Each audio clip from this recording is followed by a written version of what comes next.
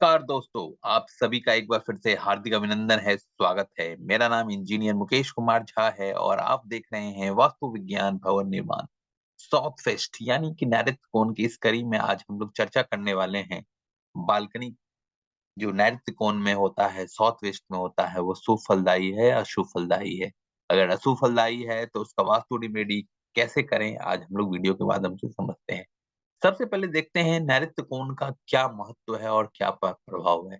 नैऋत्य कोण दक्षिण पश्चिम का कोना जिसमें सूर्य देव की दोपहर की बाद की रोशनी ऊर्जा मिलती है, क्योंकि उत्तरी गोलार्ध, अभी हम लोग उत्तरी गोलार्ध सदर्न हेमिस्फेयर की बात नहीं कर रहे हैं, नॉर्दर्न हेमिस्फेयर यानी कि उत्तरी गोलार्ध की बात कर रहे हैं, जिसमें भारत नेपाल जैसे देश हैं। इसमें दोपहर की बाद की रोशनी ऊर्जा इस साउथ वेस्ट के पोजीशन में मिलती है।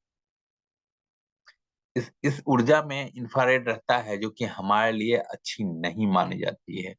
उत्तर से आने वाली मैग्नेटिक चुंबकीय सकारात्मक ऊर्जा यहाँ आकर जमा होती है, इसलिए ये जगह ऊर्जा धन का स्टोरेज स्थल भी कहलाता है। इसलिए ये स्थल थोड़ा ऊंचा होना चाहिए। ये ऊर्जा धन का स्टोरेज स्थल कहलाता है, इसलिए ये ऊंचा होना चाहिए। इसलिए यहाँ खुले जगह बालकनी नहीं बनाते हैं। बालकनी बनाएंगे क्या होगा, तो मैग्नेटिक एनर्जी अगर उत्तर से जो आ रही है बालकनी के माध्यम से बाहर निकल जाएगी। इसलिए अगर बालकनी यहाँ पर है तो इसका वास्तु दोष निवारण कर ले, और आज हम लोग समझेंगे साइंस के बाद माध्यम से कैसे वास्तु दोष निवारण करते हैं, तो वीडियो में बने रहिए। अभी हम लोग नैऋत्य कोण का और भी महत्व समझते हैं।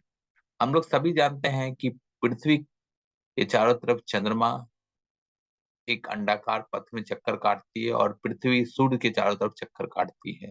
तो दोनों का जो परिक्रमण पथ है, यानी कि सूर्य देव और चंद्रमा का परिक्रमण पथ दो बिंदुओं पर कटता है, जिसको कि छाया ग्रह कहते हैं। और इस छाया ग्रह को एक डिसेंडिंग नोड को केतु कहते हैं और असेंडिंग नोड को राहु कहते हैं।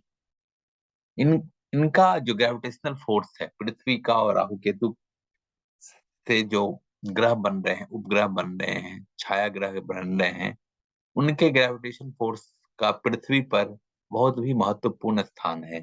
ये स्थान राहु केतु और पृथ्वी का स्थान है, यानी कि साउथ वेस्ट में जो नैऋत्य कोण है उस स्थान पर पृथ्वी और राहु केतु का ग्रेविटेशन फोर्स कार्य करता है। इसलिए ये स्थान वास्तव में भारी माना जाता है। ये स्थिरता प्रदान करता है, इसलिए जिसको लाइफ में स्थिरता चाहिए, अपना बेडरूम मास्टर बेडरूम यहाँ बनवाते हैं। इसलिए बालकनी यहाँ पर अवॉइड करते हैं। नैऋत्य कोण का और भी महत्व देखते हैं, यानी कि राहु केतु और पृथ्वी का ये स्थान है और इसका ग्रेविटेशन फोर्स यहाँ काम करता है दक्षिण पश्चिम में। पंच तत्व में क्षिति का ये स्थान यानी पृथ्वी का स्थान है, जो कि जीवन देता है और भरण पोषण भी करता है। इसलिए ये स्थान उन लोगों के लिए अच्छा है जो अपनी कमाई से घर चला रहे हैं और कमाई पर्याप्त है, अर्थात घर का मुखिया।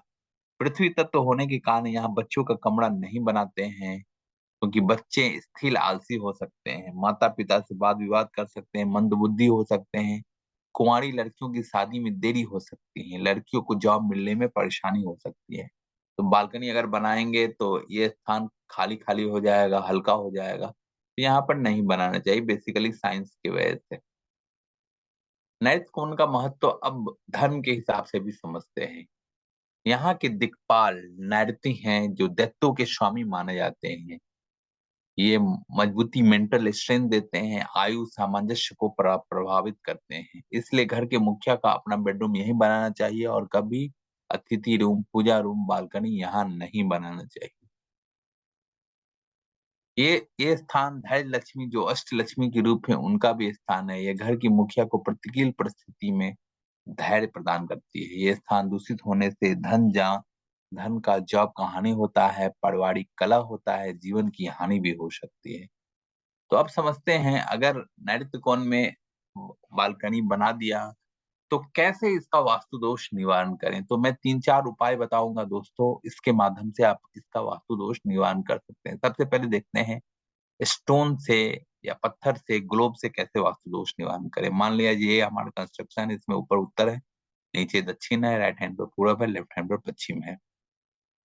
तो बालकनी के दक्षिण पूर्व में ब्राउन टुम्बलेट स्टोन पत्थर आप रखिए। इस तरीके का पत्थर आपको ऑनलाइन में मिल जाएगा या बाजार में मिल जाएगा। इसको कहीं भी अगर दक्षिण पश्चिम के बालकनी में अगर आपके पास जगह है तो वहां रखिए।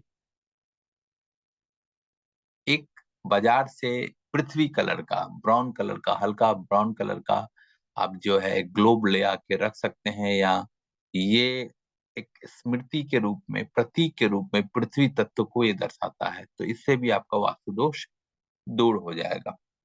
और भी वास्तु दोष दूर कर सकते हैं जल से झूले के माध्यम से। उसी कंस्ट्रक्शन में उत्तर ऊपर में है, नीचे दक्षिण है, राइट हैंड पर पूरब है और लेफ्ट हैंड पर पश्चिम है। तो उत्तर पूरब में आप एक जल पात्र में, मिट्टी के जल पात्र में गुलाब जल या इत्र वाला जल रखिए। हर दिन सुबह में जल बदलिए, पुराना जल किसी पौधे में डाल दीजिए और ताजा गुलाब जल भर लीजिए। आपके घर में कोई भी वास्तु दोष है तो मैंने हमेशा बताया है, ये 100 वास्तु दोष का एक निवारण है। यानी कि घर के किसी भी उत्तर पूर्व में, फ्लैट घर हो, अपार्टमेंट हो, उत्तर पूर्व में ये आप जल पात्र में आप जल रखिए। और ध्यान रखिए दोस्तों कि मिट्टी के जल पात्र में भी रखिए। फ्लैट घर के दक्षिण पश्चिम में एक झूला लगाइए। झूला भी ऐसा लगाइए थोड़ा भारी झूला हो। दक्षिण पश्चिम का कॉर्नर वैसे भी हमको भारी करना चाहिए। दक्षिण पश्चिम में बालकनी में आप झूला लगा सकते हैं। झूलने से यहाँ पर मैग्नेटिक एनर्जी रीस्टोर हो जाएगी। टू एंड फ्रो झूला की वजह से जो मैग्नेटिक एनर्जी खत्म हो गई तो आपके आपके घर में सकारात्मक एनर्जी आ जाएगी। तो ये दूसरा वास्तु दोष निवारण है। एक वास्तु दोष निवारण हम रंगों के माध्यम से भी समझते हैं, क्योंकि हम लोग सभी जानते हैं रंगों का हमारे जीवन में वास्तु में बड़ा ही महत्वपूर्ण स्थान है। तो क्या होना चाहिए? क्योंकि दक्षिण पश्चिम मिट्टी का स्थान है, इसलिए मिट्टी का रंग पीला सबसे उत्तम रंग है दीवारों के लिए। पीला दक्षिण पश्चिम के बालकनी के वास्तु दोष निवारण के लिए जरूर करिए। पर्दा बेडशीट का रंग भी आप वास्तु अनुसार पीला रख सकते हैं। क्या नहीं होना चाहिए? डार्क रंग, काला रंग, लाल रंग इस्तेमाल ना करें। हर जगह एक सा रंग इस्तेमाल करें। दीवार, छत, पर्दा, बेडशीट का अलग अलग रंग रख सकते हैं। छतों का रंग आप सफेद रख सकते हैं। अगर किसी को पीला नहीं पसंद है तो हल्का ब्राउन रंग भी आप रख सकते हैं नैऋत्य कोण के बालकनी के लिए। पौधे से भी आप वास्तु दोष निवारण कर सकते हैं। बालकनी है, खुला खुला स्थान है, पौधों से मिट्टी का भारी भारी गमला अगर दक्षिण पश्चिम में अगर आप रहते हैं तो इससे भी आपका वास्तु दोष दूर हो जाएगा। सबसे अच्छा पौधा माना जाता है दक्षिण पश्चिम के बालकनी के लिए Benjamin black ficus. Benjamin black ficus क्या है? दक्षिण पश्चिम में जो सूर्य देव की इंफ्रारेड रोशनी आती है, जिसमें नकारात्मक एनर्जी रहती है, उसको ये अवशोषित करके सकारात्मक एनर्जी में बदल देती है।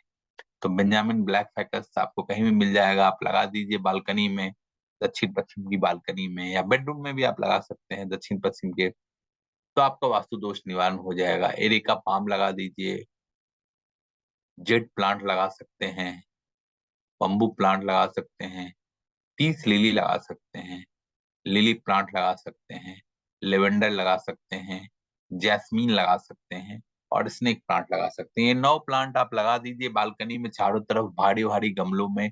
आपका बालकनी भी भारू हो जाएगा और उसके बीच में एक झूला लगा दिए तो सारा वास्तु दोष आपका दूर हो जाएगा दोस्तों।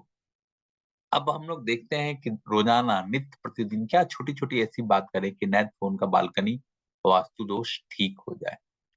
क्या होना चाहिए? अपने आर्किटेक्ट से कह के बालकनी का आकार वर्गाकार या आयताकार ही रखें, गोलाकार नहीं ना रखें।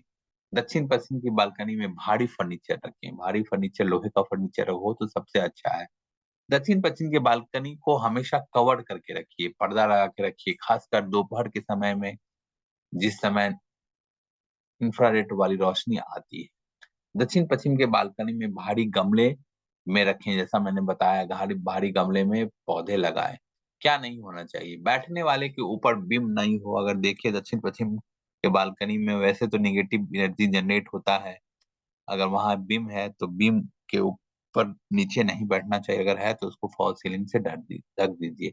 मकड़ी का जाली, गंदगी, कबाड़ इकट्ठा नहीं हो। ये पितरों का स्थान है तो इसलिए दक्षिण पश्चिम का स्थान साफ सुथरा होना चाहिए। मकड़ी का जाली नहीं होना चाहिए, गंदगी नहीं होना चाहिए। तो दोस्तों, मेरा ये वीडियो आपको बालकनी से संबंधित, नैऋत्य कोण से बालकनी से संबंधित कैसा लगा? कमेंट करके बताइए। अच्छा लगा तो मेरे इस चैनल को सब्सक्राइब कीजिए। आपका दिन शुभ हो। बहुत बहुत धन्यवाद।